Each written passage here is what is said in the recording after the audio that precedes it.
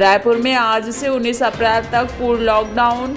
तमिलनाडु में 30 अप्रैल तक बढ़ाया गया लॉकडाउन। नोएडा गाजियाबाद में 17 अप्रैल तक 10 बजे से सुबह 5 बजे तक नाइट कर्फ्यू। स्कूल कॉलेज सहित सभी शिक्षा संस्थान भी बंद। वैक्सीन की कमी के कारण मुंबई में 26 प्राइवेट वैक्सीनेशन सेंटर बंद। ओडिशा में 1400 में से 700 वैक्सीनेशन सेंटर बंद। तो वहीं दिल्ली में 4 से 5 दिन का बचा है स्टॉक। कहर बरपा रही है कोरोना की दूसरी लहर, जिसके चलते लखनऊ, वाराणसी, कानपुर, प्रयागराज में 8 से 16 अप्रैल तक रात 9 बजे से सुबह 6 बजे तक नाइट कर्फ्यू। सामाजिक दूरी सुनिश्चित करने के लिए रेड लाइन के शहीद स्थल मेट्रो स्टेशन में प्रवेश को अस्थायी रूप से किया गया बंद। सिर्फ बाहर जाने की अनुमति। मुख्तार अंसारी के बाद अब अतीक अहमद की बारी। गुजरात से यूपी लाएगी योगी सरकार। संसदीय कार्य राज्य मंत्री आनंद स्वरूप शुक्ल का दावा। दीप सिद्धू ने कोर्ट से कहा, लाल किला पर झंडा फहराना जुर्म नहीं। फेसबुक लाइव पर गलती की सुनवाई 12 अप्रैल तक के लिए स्थगित। बीएचपी की हरिद्वार में आज होगी बड़ी बैठक। मंदिरों को नियंत्रण मुक्त कराने की उठेगी मांग। धर्मांतरण और लव जिहाद के मुद्दे पर भी चर्चा की संभावना। महाराष्ट्र के 2 और मंत्री अगले 15 दिनों में देंगे इस्तीफा। भाजपा की महाराष्ट्र इकाई के प्रमुख चंद्रकांत पाटिल ने किया दावा। भारत और चीन के सैन्य कमांडरों के बीच आज चुशुल में 11वें दौर की वार्ता। छत्तीसगढ़ की राजधानी रायपुर में आज 19 अप्रैल तक पूर्ण लॉकडाउन का ऐलान कर दिया गया है। वहीं पंजाब सरकार ने राज्यव्यापी नाइट कर्फ्यू 30 अप्रैल तक बढ़ा दिया है। यहाँ तक कि बेंगलुरु में भी शहर में स्विमिंग पूल और जिम सेंटरों को बैन कर दिया गया है।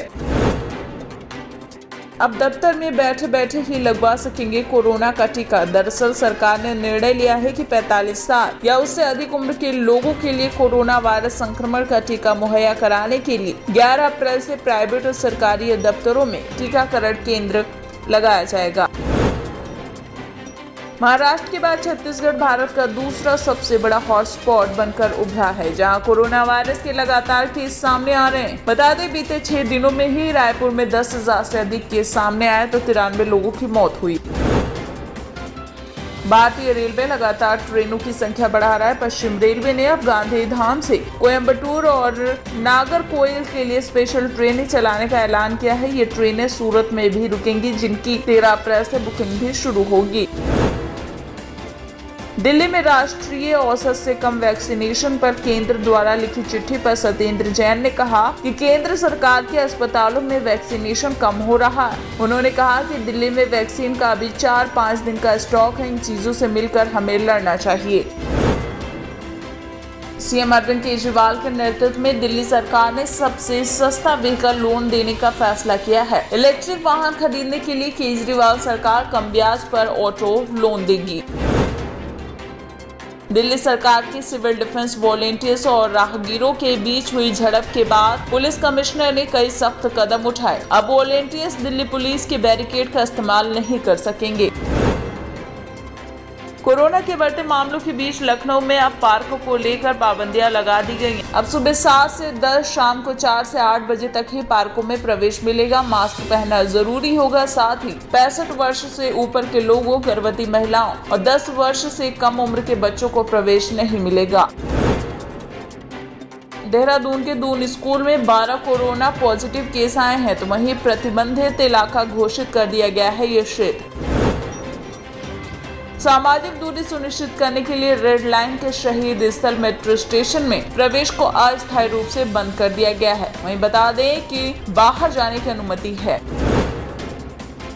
दिल्ली में 7 दिन में डबल हो रहे हैं कोरोना के केस, तो वहीं युवाओं में संक्रमण दर ज्यादा, जिस पर स्वास्थ्य मंत्री सत्येंद्र जैन ने कहा कि दिल्ली में 3 बार जो पीक आई है उसमें धीरे धीरे केस बढ़ रहे थे, लेकिन इस बार कोरोना मामले बहुत तेजी से बढ़ रहे हैं।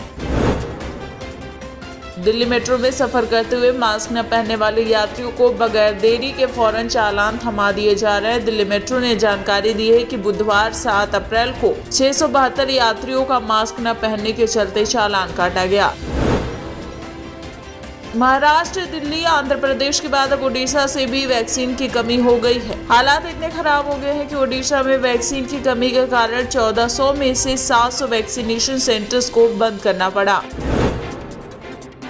उत्तर प्रदेश के मुख्यमंत्री योगी आदित्यनाथ सरकार ने मदरसा छात्रों को बड़ा तोहफा दिया। सरकार ने कहा कि मदरसा बोर्ड से इंटरमीडिएट कामिल का परीक्षा देने वाले छात्र अब केंद्रीय विश्वविद्यालय में दाखिला लेकर आगे की उच्च शिक्षा हासिल कर सकेंगे।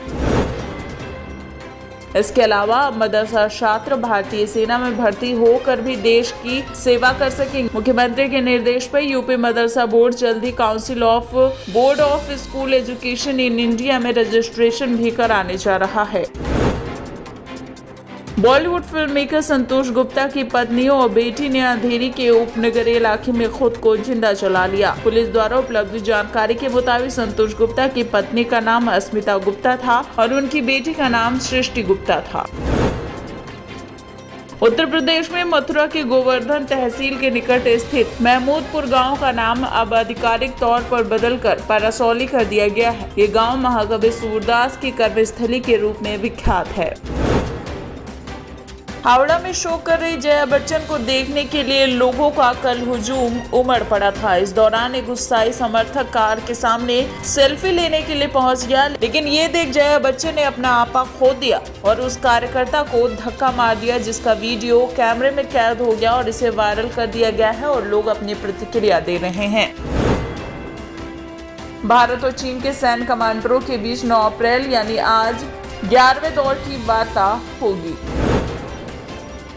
कोविड-19 के मामले बढ़ने के बाद दिल्ली के शमशान घाटों में कोरोना मरीजों के शव को जलाने के लिए चिताएं सुरक्षित यानी रिजर्व की जाने लगी हैं। वहीं एमसीडी अफसरों का कहना है कि दिल्ली में कोरोना के मामले एक बार फिर से तेजी आई है। केंद्रीय मंत्री अर्जुन मुंडा भी पश्चिम बंगाल और असम के विधानसभा चुनाव में व्यस्त रहे। इसी बीच जब वो दिल्ली वापस लौटे और कोरोना के लक्षण होने पर जांच कराई तो वो पॉजिटिव पाए गए हैं। तो दूसरी ओर त्रिपुरा के मुख्यमंत्री बिप्लब देब भी कोविड-19 परीक्षण में पॉजिटिव पाए गए हैं। कोरोना वायरस संक्रमण को देखते हुए यूपी के गाजियाबाद में कल रात से नाइट कर्फ्यू लगाने का फैसला लिया गया है। ये रात 9 बजे से सुबह 6 बजे तक लागू रहेगा।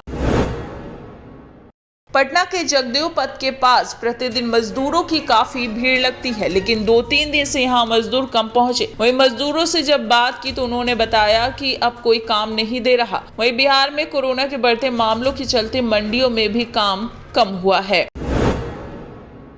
देश में लगातार तीसरे दिन 1.25 लाख के करीब कोरोना के केस सामने आए। ऐसे में दिल्ली, मुंबई जैसे बड़े शहरों के अस्पतालों में मरीजों की संख्या बढ़ने लगी है और बेड्स तेजी से भर रहे हैं। बड़े शहरों में बेड्स और वेंटिलेटर की भी शॉर्टेज हो गई है।